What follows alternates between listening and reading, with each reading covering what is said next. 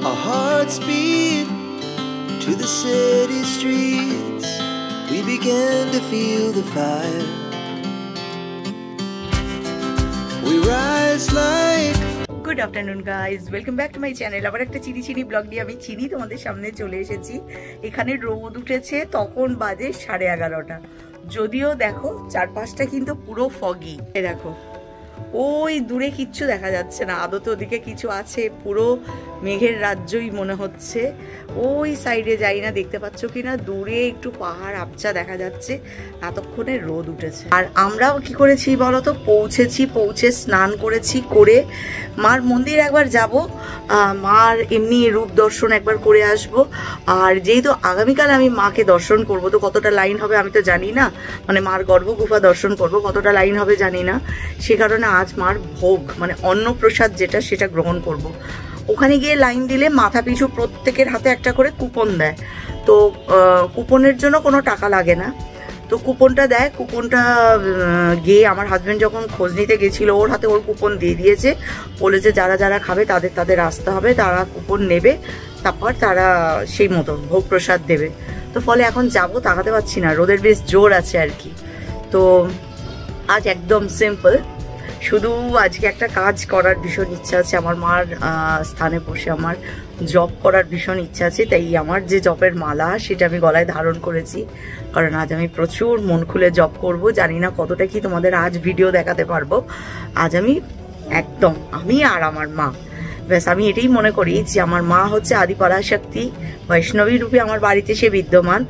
আর শক্তি বিনা কিছু নেই কোথাও, সর্বোচ্চ হচ্ছে শক্তি। আমি কোনো বিতর্কে যাচ্ছি না, শিব বড় না বিষ্ণু বড় না ব্রহ্মা বড় না শক্তি বড়। শুধু শঙ্করাচার্যের একটা গল্প জানা আছে, শেয়ার করব। তার মতে একটা কথাই শুধু বলি, শক্তিকে বিনা শিব বি সব হ্যায়। শিবের থেকে শক্তি সরিয়ে নিলে সে সব হয়ে যায়। আমার শরীর থেকে যেদিন শক্তি চলে যাবে, সেদিন আমি সব হয়ে যাব। সেদিন আমার অন্তিম সংস্কার হয়ে যাবে, আমি মুক্ত হয়ে যাব। যতক্ষণ আমি বেঁচে আছি, মানে আমার শরীরের মধ্যে আমার মায়ের বাস আছে। এই জায়গাটা হচ্ছে সেটাই যেখানে কুপন দেওয়া হয় ভোগ খাওয়ার জন্য। রাস্তার একদিকে কুপনের জন্য বসতে হয়, আর উল্টো দিকে সেখানে গিয়ে তোমরা অন্নভোগ গ্রহণ করতে পারবে। এই জায়গাটা কুপন নিয়ে এখানে সবাই পরপর লাইন দেয় অন্নভোগ গ্রহণ করার জন্য। বাঁদিকে দেখো কামেশ্বর মহাদেবের মন্দির, আর এইটা হচ্ছে দশমহাবিদ্যার ছিন্নমস্তা মন্দির। এখানে প্রত্যেকটা মন্দিরের গর্ভগুফার ভিতরে ক্যামেরা অ্যালাউ নয়, তাই জন্য তোমাদের দেখাতে পারলাম না। কিন্তু ছিন্নমস্তার মন্দির নিচে নেমে দর্শন করা খুবই কঠিন, সিঁড়িটা একদম সরু, নামা প্রায় দুষ্কর, তাই উপর থেকেই মাকে দর্শন করেছি। কুপন নিয়ে এসে এখানে সবাইকে লাইন দিতে হলো, হাত থেকে কুপনটা এখানে নিয়ে নেয়, আর সবার হাতে একটা করে বেশ ভারী পরিষ্কার পরিচ্ছন্ন একটি থালা দিয়ে দেয়, যার মধ্যে মায়ের প্রসাদ দেওয়া হয়। আর মায়ের প্রসাদ জানো তো, গরম গরম ছিল। এই দেখো তোমাদেরকে মা কামাখ্যার ভোগ দর্শন করালাম। গরম গরম খিচুড়ি, স্কোয়াশ দিয়ে আর কুমড়ো আরও অনেক সবজি দিয়ে একটা তরকারি, মায়ের পরমান্ন মানে পায়েস। এই দেখো এখানে লাইন পড়েছে, এখানে গিয়ে কুপনটা নিতে হয় সবাইকে। আর কুপন কিন্তু কোনো পয়সা লাগে না মার ভোগ খেতে, আর মায়ের ভোগ খাওয়ানো হয় এইখানে গিয়ে। 1 জানুয়ারি উপলক্ষে মা কামাখ্যার মন্দিরটা ভারী সুন্দর করে সাজানো হয়েছিল। 2 জানুয়ারি পৌঁছাবার পর যখন মাকে একবার প্রণাম করে অন্নভোগ গ্রহণ করে তারপর যখন মন খুলে দেখতে আসলাম, এই স্থানে দাঁড়িয়ে বুঝলাম স্থান মাহাত্ম্য, এক পরম ঊর্জা অনুভব করলাম। সামনে তখন মা কামাখ্যার পাষাণ মূর্তি, আর পাশেই কামেশ্বর মহাদেবের পাষাণ মূর্তি। শুনেছি এই মন্দির যদি তুমি 108 বার প্রদক্ষিণ করো, তাহলে নাকি তোমার প্রারব্ধের শ্রীচরণ, তোমার ইষ্টের কাছে তোমার সকল পাপ ক্ষমা হয়ে যায়। মা দর্শন তবেই নাকি সফল হয়। এই বাতিঘরে সবাই দেখলাম প্রদীপ ধরিয়েছে মা দর্শন করার পর। আর মায়ের প্রসাদী যে নারকোল, সেটা এখানে ফাটিয়ে প্রতিদিন মায়ের গায়ে যে বস্ত্র দেওয়া হয় তা এখানে টাঙানো হয়। সেই বস্ত্রের মধ্যেই দেওয়া হয়, যেন মার চরণে ওই নারকেলের জল অর্পণ করা হলো। এরপর এখানে মাথা ঠেকালাম, এগিয়ে চললাম। বাদিকে তখন বলি ঘর, বুকের ভিতরটা ছ্যাট করে উঠল। বলি জিনিসটা খুব যে আমি সমর্থন করি তা নয়, বলি কিন্তু আমি দিয়ে এসেছি। মা বলেছে ছাগ বলি দিতে। ছাগল বলি কোথাও পড়িনি যদিও। ছাগ মানে কি যেন, আমাদের ভিতরে থাকা ষড়রিপু, কাম, ক্রোধ, লোভ, মোহ, পাপ, যত রকম নমর্থক আমাদের ভিতরের কিছু অস্তিত্ব আছে, তাই মার চরণে বলি দেওয়া উচিত। আমিও বলি দিয়ে এসেছি সেগুলো। দীর্ঘক্ষণ বসে মারেই পবিত্র স্থান দর্শন করলাম, জপ করলাম। সন্ধ্যা নেমে এসছিল। সন্ধ্যা ঘরে গিয়ে দেখলাম সবাই বাতি ধরাচ্ছে। মায়ের মূল ফটক দিয়ে ঢুকলেই সামনে মা মনসার মূর্তি তোমাদের দর্শন করালাম। এরই পিছনে মায়ের একটা স্বর্ণ মূর্তি আছে, আর তারই পিছনে মায়ের গর্ভগুফা। এই দিক দিয়ে মায়ের ওই স্বর্ণ মূর্তিটা কিছুটা দেখা যায়, সেটাই তোমাদেরকে একটু দেখানোর চেষ্টা করলাম। আর এই হলো মায়ের গর্ভগুফার চূড়া। সেই সময় মন্দির চত্বরে সন্ধ্যারতির প্রস্তুতি চলছে। আমিও বসলাম এই দিব্য মুহূর্তের সাক্ষী হতে। শক্তিপীঠের মান্যতা কতটা সেটা জানার জন্য নানামুনি নানা মত আছে, কিন্তু আদিগুরু শঙ্করাচার্য জানো তো মাকে মেনেছেন তখন যখন মা স্বয়ং এসেছেন, এবং মানা ছাড়া গতি ছিল না। কারণ একবার আদিগুরু শঙ্করাচার্য যাচ্ছেন স্নান করতে, তো উনি মানেন না, মাকে মানতেন না, উনি ওনার ইষ্টকেই মানতেন। তো তখন উনি করেছিলেন কি, যেতে যেতে মানে উনি এত দুর্বল হয়ে গেছেন, ঠিক নদীর ধারে গিয়ে উনি আর উঠে দাঁড়াতে পারছেন, ওনার উত্থান শক্তি নেই। উনি ওইখানেই শুয়ে পড়েছেন, এবং শুয়ে ওনার এত জল তেষ্টা পেয়েছে যে একটু কেউ নদী থেকে জল এনে ওনাকে দিলে ভীষণ ভালো হয়, কিন্তু সেই জল এনে দেবার মতো কেউ ছিল না। হঠাৎ উনি শুনতে পাচ্ছেন পিছনে তখন নুপুরের আওয়াজ।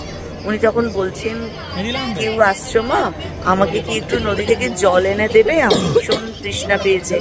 তখন মা তো পেছনে ছিলেন আদিশক্তি, তিনি উত্তর দিয়েছিলেন, কেন পুত্র, তোমার শক্তি নেই, তুমি উঠে জল খেতে পারছো না? তখন উনি উত্তর দিয়েছিলেন, না মা, বড় দুর্বল হয়ে গেছি, একদম উঠতে পারছি না। তখন মা বলেছিলেন যে জল এনে ওনার মুখে দিয়েছিলেন, এবং মুখে জল দিয়ে ওনার গায়ে হাত দেওয়া মাত্র আদিগুরু শঙ্করাচার্য শক্তি পান এবং উঠে দাঁড়ান।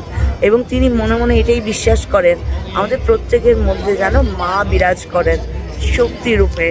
যখন শক্তি শরীর ছেড়ে দেয় তখন কিন্তু আমরা সবে পরিণত হয়ে যাই, অর্থাৎ আমাদের এইবার যাওয়ার সময় হয়ে এসছে।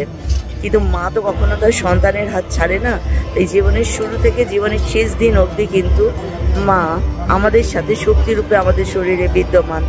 অষ্টাদশ শক্তিপীঠ, 4টি মহাশক্তিপীঠের এক পীঠ কামরূপ কামাখ্যার মা কামাখ্যা পীঠ। আর এখানে আদিগুরু শঙ্করাচার্যের একটা মণ্ডপ আছে, দেখাই।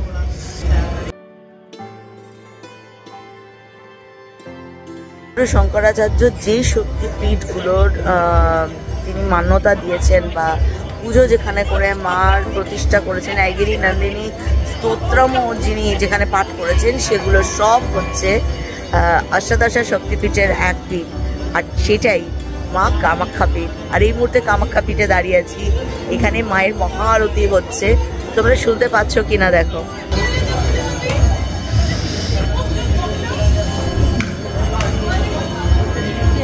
চারিদিকে তখন কাঁসর, ঘণ্টা, মন্ত্রোচ্চারণ, পুরো এক অদ্ভুত পরিবেশ। এত লোক সমাগম, তবুও যেন এক অদ্ভুত নীরবতা, এক পরম ঊর্জা। শুরু হলো আরতি।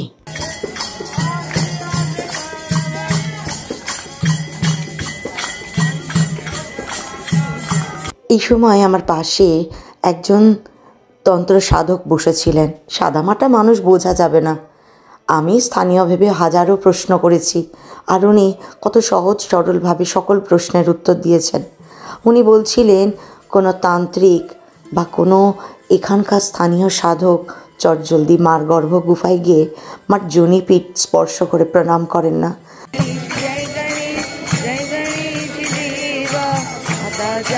পার্বতী পিতা মহাদেবা।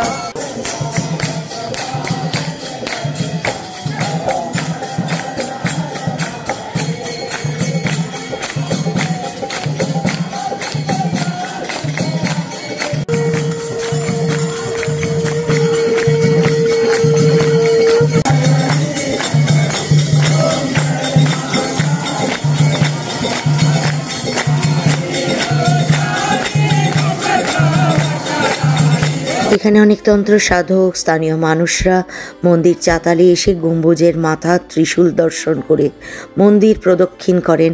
ওতেই নাকি মা দর্শন হয়ে যায়। মাকে দর্শন করে একদম নিচে নেমে আসলে অন্নপূর্ণা হোটেল আছে, অন্নপূর্ণা হোটেলে চলে আসবে। এখানে নিয়েছি হচ্ছে রুটি, আলু ভাজা দিয়েছে, ডাল দিয়েছে, একটা কুমড়ো স্কোয়াশ সবজি, একটা তরকারি, একটা আলু ফুলকপি, স্যালাড, লঙ্কা। কারণ নিরামিষ খাবো এখন, যে কদিন মায়ের কাছে আছি। সব থেকে বড়ো জিনিস হচ্ছে মায়ের ছোঁয়াই কিনা জানি না, সবটাই পুরো অমৃত।